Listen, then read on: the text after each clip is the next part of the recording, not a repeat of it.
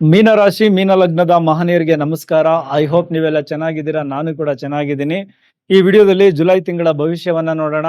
July ತಿಂಗಳಲ್ಲಿ ಶನಿ ಮಹಾತ್ಮರು ನಿಮ್ಮ ಲಗ್ನದಲ್ಲಿಯೇ ರೇವತಿ ನಕ್ಷತ್ರದಲ್ಲಿ ಸಂಚಾರವನ್ನ ಮಾಡ್ತಾ ಇದ್ದಾರೆ. ಅಲ್ಲಿಗೆ ಈ 5ನೇ ಮನೆಯಿಂದ ಗುರುವಿನ ದೃಷ್ಟಿ ಕೂಡ ಬೀಳ್ತಾ ಇದೆ. ಗುರು ಪುಷ್ಯ ನಕ್ಷತ್ರದಲ್ಲಿ ಇರೋದು ಇದು ಹಲವಾರು ಬದಲಾವಣೆಗಳನ್ನ ಮಾಡಿಕೊಡುತ್ತೆ ಅನ್ನೋದನ್ನ ನಾನು ಈ ಹಿಂದಿನ ವಿಡಿಯೋದಲ್ಲಿ ನಿಮಗೆ ತಿಳಿಸಿದ್ದೀನಿ.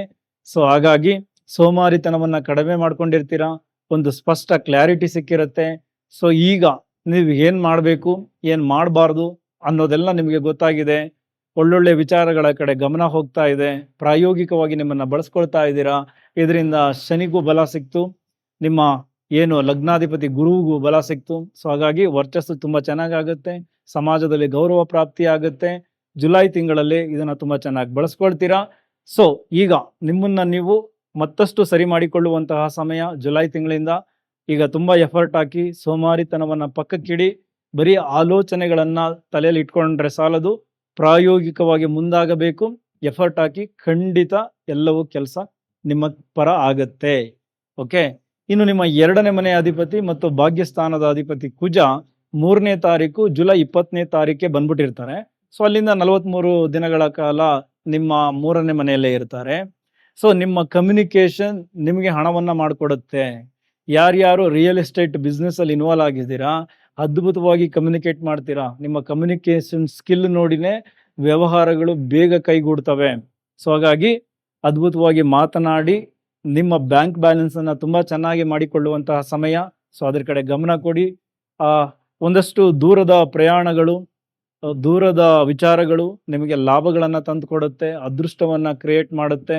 ನಿಮ್ಮ ಬ್ಯಾಂಕ್ ಬ್ಯಾಲೆನ್ಸ್ ಜಾಸ್ತಿ ಆಗಬೇಕು ಅಂದರೆ ಕೆಲಸದ ನಿಮಿತ್ತ ಓಡಾಟ, ವ್ಯಾಪಾರದ ನಿಮಿತ್ತ ಓಡಾಟ, ಇದೆಲ್ಲವನ್ನ ಜಾಸ್ತಿ ಮಾಡಿ. ಏನಕ್ಕೆ ಅಂದರೆ ನಿಮ್ಮ 2ನೇ ಮನೆ ಧನಸ್ಥಾನ, ವಾಕ್ಸ್ಥಾನ, ಕುಟುಂಬ ಸ್ಥಾನ.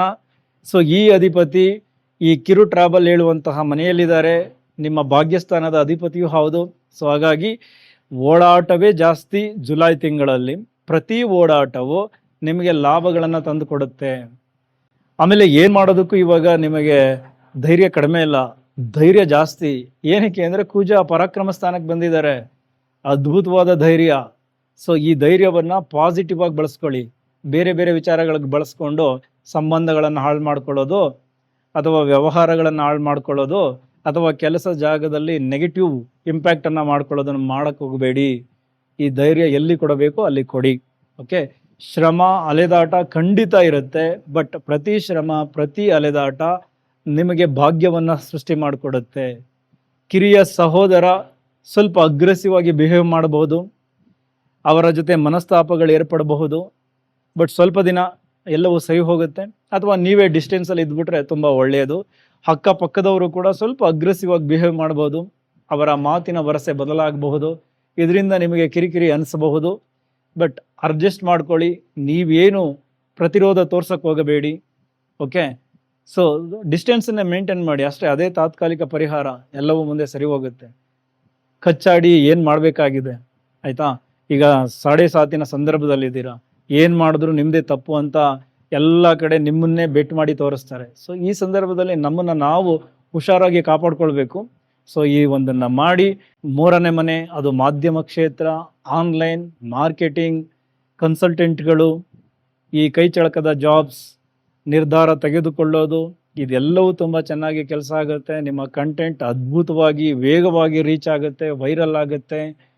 ಇದನ್ನೆಲ್ಲ ಚೆನ್ನಾಗಿ ಬಳಸ್ಕೊಳ್ತೀರಾ. ನಿಮ್ಮೆಲ್ಲರಿಗೂ ಒಳ್ಳೆಯದಾಗಲಿ. ಈ IT ಕ್ಷೇತ್ರ, ಸ್ಪೆಷಲ್ ಇಂಜಿನಿಯರಿಂಗ್ ಕ್ಷೇತ್ರದಲ್ಲಿರೋರಿಗೆ ಅದ್ಭುತವಾದ ಯಶಸ್ಸನ್ನು ತಂದುಕೊಡುತ್ತೆ ಕುಜನ ಈ ಒಂದು ಸಂಚಾರ. ಅದೇ ರೀತಿ ಕುಜ ಸಿಂಹ ರಾಶಿಗೆ ಅವರ 4ನೆಯ ದೃಷ್ಟಿಯನ್ನು ಕೊಡ್ತಾರೆ. ಸಿಂಹ ರಾಶಿ ನಿಮಗೆ 6ನೇ ಮನೆ. ಸೊ ಹಾಗಾಗಿ ಅಲ್ಲಿ ಶುಕ್ರ 5ನೇ ತಾರೀಕು ಬಂದು ಏನು ಕೇತುವಿನ ಜೊತೆ ಇತಿ ಆಗ್ತಾರೆ, ಅಲ್ಲಿಗೆ ಏನು ಕುಜನ ದೃಷ್ಟಿ ಬೀಳುತ್ತೆ.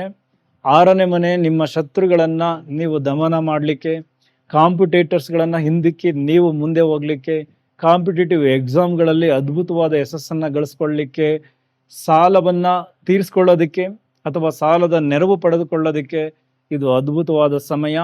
ಬಟ್ ಕೆಲವು ರೋಗಗಳ ವಿಚಾರದಲ್ಲಿ ತುಂಬ ಎಚ್ಚರಿಕೆಯಿಂದ ಇರಬೇಕು. ಸ್ಪೆಷಲಿ ಡಯಾಬಿಟಿಸ್ ಅಲ್ಲಿ ಯಾರ್ಯಾರು ನರಳುತ್ತಾ ಇದ್ದೀರಾ, ಅದು ಹಿರಿಯ ನಾಗರಿಕರು ಅಥವಾ ಯಾರೇ ಇರಲಿ, ಸ್ವಲ್ಪ ಎಚ್ಚರಿಕೆಗಳನ್ನು ತೆಗೆದುಕೊಳ್ಳಿ. ಯಾಕೆಂದರೆ ಶುಕ್ರ 6ನೇ ಮನೆಯಲ್ಲಿದ್ದಾಗ ಈ ಥರದ ರೋಗಗಳು ಇನ್ನಷ್ಟು ಉಲ್ಬಣಗೊಳ್ಳಬಹುದು. ಅದನ್ನು ಸರಿಯಾಗಿ ಮೇಂಟೈನ್ ಮಾಡಿ. ಕೇತು ಕೂಡ ಅಲ್ಲೇ ಇದ್ದಾರೆ. ಸೊ ಹಾಗಾಗಿ ಶತ್ರುಗಳ ದಮನ ಖಂಡಿತ ಆಗುತ್ತೆ. ಒಂದಷ್ಟು ಆರೋಗ್ಯದಲ್ಲೂ ಕೂಡ ಚೇತರಿಕೆಗಳಾಗುತ್ತೆ. ಬಟ್ ಡಯಾಬಿಟಿಸ್ ಈ ಥರದ ವಿಚಾರಗಳಲ್ಲಿ ಎಚ್ಚರಿಕೆಗಳನ್ನು ತೆಗೆದುಕೊಳ್ಳಿ. ಏನಾದರೂ ಆಪ್ರೇಷನ್ಗೆ ಮುಂದಾಗಬೇಕು, ಈ ಥರದ ವಿಚಾರಗಳೇನಾದರೂ ಇದ್ದರೆ ಜುಲೈ ತಿಂಗಳನ್ನು ಬಳಸ್ಕೊಳ್ಳಿ. ನಿಮ್ಮ ನಕ್ಷತ್ರ ಈ ಥರದ್ದೆಲ್ಲ ಗಮನದಲ್ಲಿ ಇಟ್ಕೊಂಡು ಒಳ್ಳೆ ದಿನಗಳನ್ನು ಆಯ್ಕೆ ಮಾಡಿಕೊಂಡು ಆಪ್ರೇಷನ್ಗೆ ಮುಂದಾಗಬಹುದು. ಸೊ ಅದೇ ರೀತಿ ಕುಜನ 7ನೆಯ ದೃಷ್ಟಿ ವೃಶ್ಚಿಕ ರಾಶಿಯ ಮೇಲೆ ಬೀಳುತ್ತೆ, ನಿಮ್ಮ ಭಾಗ್ಯಸ್ಥಾನ. ನಾನು ಆಲ್ರೆಡಿ ಹೇಳಿದ್ದೀನಿ, ಭಾಗ್ಯ. ಸೊ ತಂದೆಯ ವಿಚಾರ, ತಂದೆಯಿಂದ ನೆರವು ಸಿಗುತ್ತೆ. ತಂದೆಯ ಆರೋಗ್ಯದಲ್ಲೂ ಕೂಡ ಚೇತರಿಕೆಗಳನ್ನು ಕಾಣ್ತೀರಾ. ದೂರದ ಪ್ರಯಾಣಗಳು ಎದುರಾಗತ್ತೆ. ಸರ್ಕಾರಿ ವಲಯದಲ್ಲಿ ಇದ್ದವರಿಗೆ ಒಂದು ಟ್ರಾನ್ಸ್ಫರ್ ಭಾಗ್ಯ, ಬಡ್ತಿ ಈ ಥರದ್ದೆಲ್ಲವೂ ಸಿಗುತ್ತೆ. ಈ ದೂರದ ಸ್ಥಳಗಳಲ್ಲಿ ಹೋಗಿ ಓದಬೇಕು, ಇದಕ್ಕೆ ಒಂದಷ್ಟು ನೆರವು ಸಿಗುತ್ತೆ. ಅಲ್ಲಿದ್ದ ಸಮಸ್ಯೆಗಳು ಕೂಡ ಬಗೆಹರಿಯುತ್ತೆ. ವಿದೇಶಿ ವ್ಯವಹಾರಗಳು ಕೂಡ ಕೈ ಹಿಡಿಯುತ್ತದೆ. ಅದೇ ರೀತಿ ನಿಮ್ಮ ಕರ್ಮಸ್ಥಾನಕ್ಕೂ ಕೂಡ ಕುಜನ ದೃಷ್ಟಿ ಬೀಳುತ್ತೆ, 8ಮ ದೃಷ್ಟಿ. ಸೊ ಹಾಗಾಗಿ ಒಂದಷ್ಟು ಅನಿರೀಕ್ಷಿತ ಬದಲಾವಣೆಗಳು ನಿಮ್ಮ ಕರ್ಮ ಅಂದರೆ ವ್ಯಾಪಾರ ಸ್ಥಾನದಲ್ಲಿ ಅಥವಾ ನಿಮ್ಮ ವೃತ್ತಿ ಕ್ಷೇತ್ರದಲ್ಲಿ ಬದಲಾವಣೆಗಳು ಖಂಡಿತ ಆಗುತ್ತೆ. ಸೊ ಹೊಸದಾಗಿ ಕೆಲಸ ಹುಡುಕೋರಿಗೆ ಕೆಲಸ ಸಿಗುತ್ತೆ. ಒಂದಷ್ಟು ಸಂಬಳ ಜಾಸ್ತಿ ಆಗುವಂತಹ ಸಮಯ ಜುಲೈ ತಿಂಗಳಲ್ಲಿ, ಅಧಿಕಾರ ಪ್ರಾಪ್ತಿಯಾಗುವಂತಹ ಸಮಯ.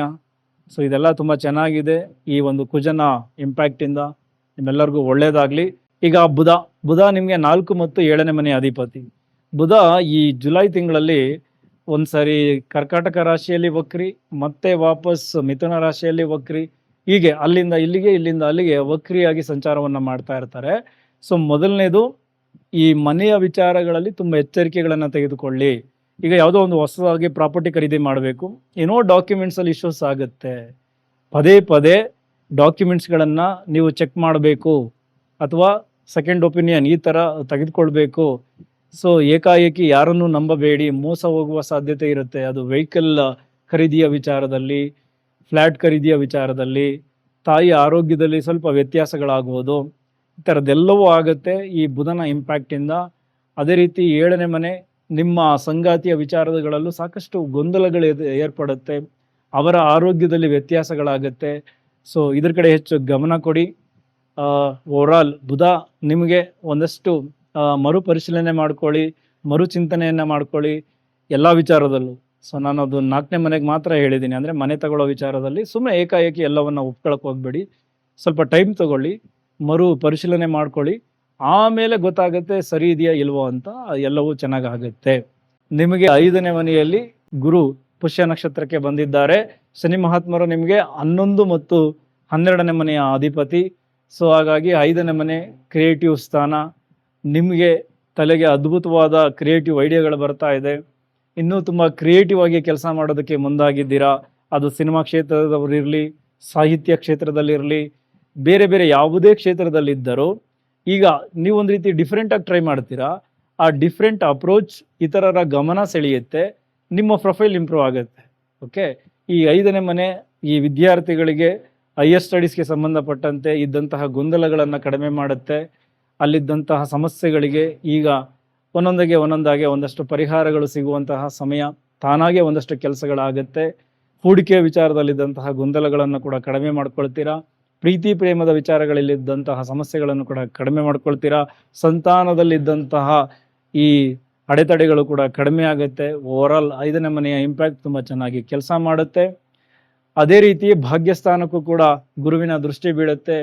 ಸೊ ದೂರದ ಪ್ರಯಾಣಗಳು, ಸರ್ಕಾರದ ವಿಚಾರಗಳಿಂದ ಲಾಭಗಳು, ತಂದೆಯಿಂದ ನೆರವು, ಧಾರ್ಮಿಕ ಕ್ಷೇತ್ರಗಳನ್ನು ಭೇಟಿ ಮಾಡೋದು, ವರ್ಗಾವಣೆ, ಬಡ್ತಿ ಈ ಥರದ ವಿಚಾರಗಳಲ್ಲೂ ಗುಡ್ ನ್ಯೂಸ್ ಖಂಡಿತ ಇದೆ.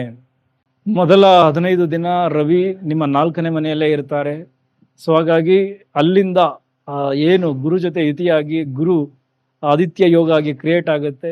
ಸರ್ಕಾರಿ ಅಧಿಕಾರಿಗಳಿಗೆ ಗೌರವ ಪ್ರಾಪ್ತಿ, ಮನ್ನಣೆ, ಒಳ್ಳೆಯ ಕಡೆಗೆ ವರ್ಗಾವಣೆ. ಏನಕ್ಕೆ ಅಂದರೆ ಅಲ್ಲಿಂದ ನಿಮ್ಮ ಲಾಭಸ್ಥಾನಕ್ಕೆ ರವಿಯ ದೃಷ್ಟಿಯೂ ಇದೆ, ಗುರುವಿನ ದೃಷ್ಟಿಯೂ ಇದೆ. ನಿಮ್ಮ ಇಷ್ಟಾರ್ಥಗಳನ್ನು ಸಿದ್ಧಿ ಮಾಡ್ಕೊಳ್ತೀರಾ. ನಿಮ್ಮ ನೆಟ್ವರ್ಕ್ ಇಂಪ್ರೂವ್ ಆಗುತ್ತೆ. ಸರ್ಕಾರಿ ವಲಯದಲ್ಲಿ ಹಲವಾರು ಜನರ ಪರಿಚಯ ಆಗುತ್ತೆ. ರಾಜಕೀಯ ವಲಯದಲ್ಲಿ ಹಲವಾರು ಜನರ ಪರಿಚಯ ಆಗುತ್ತೆ. ಆ ಪರಿಚಯಗಳು ನಿಮ್ಮ ಕೆಲಸ ಕಾರ್ಯಗಳಿಗೆ ಸಹಾಯ ಆಗುತ್ತೆ. ನಿಮ್ಮ ನೆಟ್ವರ್ಕನ್ನು ಇಂಪ್ರೂವ್ ಮಾಡ್ಕೊಳ್ತೀರಾ, ನಿಮ್ಮ ಇಷ್ಟಾರ್ಥಗಳನ್ನು ಸಿದ್ಧಿ ಮಾಡ್ಕೊಳ್ತೀರಾ.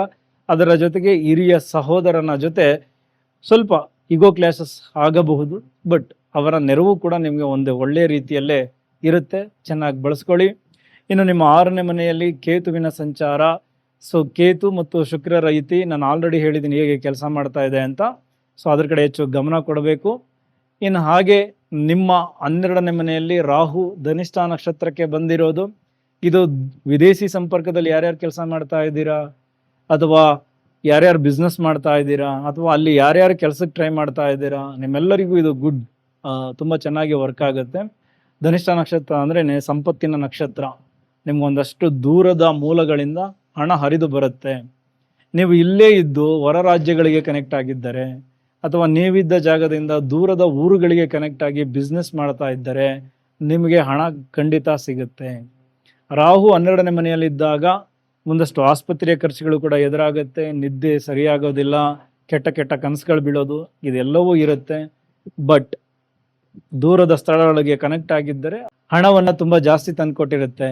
ಒಟ್ಟಾರೆ ಬುಧ ಈ ವಕ್ರಿ ಸಂಚಾರದಿಂದ ನಿಮ್ಮಿಂದ ಪದೇ ಪದೇ ರಿಪೀಟ್ ಕೆಲಸಗಳನ್ನೇ ಜಾಸ್ತಿ ಮಾಡಿಸ್ತಾರೆ. ವಿದ್ಯಾರ್ಥಿಗಳಿಗೂ ತುಂಬ ಚೆನ್ನಾಗಿದೆ. ಗುರುವಿನ ಒಂದು ನಕ್ಷತ್ರದ ಬದಲಾವಣೆ ಓವರಾಲ್ ನಿಮ್ಮ ಲಗ್ನಕ್ಕೂ ದೃಷ್ಟಿ ಕೊಟ್ಟಿರೋದ್ರಿಂದ ಈ ಜುಲೈ ತಿಂಗಳು ಈ ಒಂದು ಗ್ರಹಗಳ ಒಂದು ಮೂಮೆಂಟನ್ನು, ಬಲವನ್ನು ಅದ್ಭುತವಾಗಿ ಬೆಳೆಸ್ಕೊಳ್ತೀರಾ. ನಿಮ್ಮೆಲ್ಲರಿಗೂ ಒಳ್ಳೆಯದಾಗಲಿ. ಮೀನರಾಶಿ ಮೀನ ಲಗ್ನದವರು, ನೀವು ಅಂದುಕೊಂಡಂತಹ ಕೆಲಸಗಳನ್ನು ಖಂಡಿತ ನೆರವೇರಿಸ್ಕೊಳ್ಳಿ. ನಿಮ್ಮ ನೆಟ್ವರ್ಕನ್ನು ಇಂಪ್ರೂವ್ ಮಾಡ್ಕೊಳ್ಳಿ. ನಿಮ್ಮ ಆರೋಗ್ಯದ ಕಡೆ ಹೆಚ್ಚು ಗಮನ ಕೊಡಿ. ನಿಮ್ಮೆಲ್ಲರಿಗೂ ಒಳ್ಳೆಯದಾಗಲಿ. ಇಲ್ಲಿವರೆಗೂ ವಿಡಿಯೋ ನೋಡೋದಕ್ಕೆ ಧನ್ಯವಾದಗಳು. ಮತ್ತೆ ಸಿಗೋಣ.